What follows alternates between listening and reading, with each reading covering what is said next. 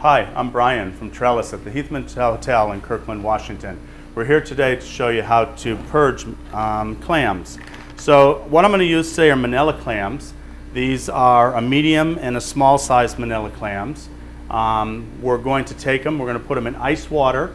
The water is very cold, a little bit of cornmeal and a little bit of salt. And we're going to allow them to sit in the cornmeal and salt for 20 minutes. You can put them back in the fridge while this is happening, or put ice in to keep the water cold, because we want to keep the shellfish very fresh.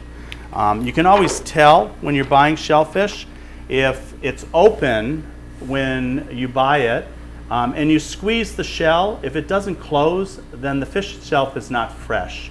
So you want to make sure that you're buying the freshest product you can. Don't be afraid to ask whoever's at the fish counter when it was harvested or when they brought it in. And here I have a perfect example of one that we don't want to use.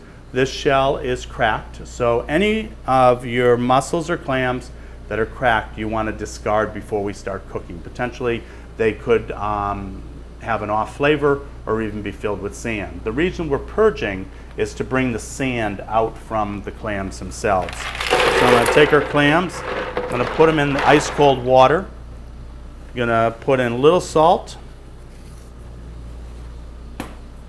put in a little cornmeal, and the cornmeal is just roughage. It's going to settle down there, and if any of the clams open up and they bring this in, it's going to make them spit it back out. And if they spit it back out, then they're going to spit any sand out with it.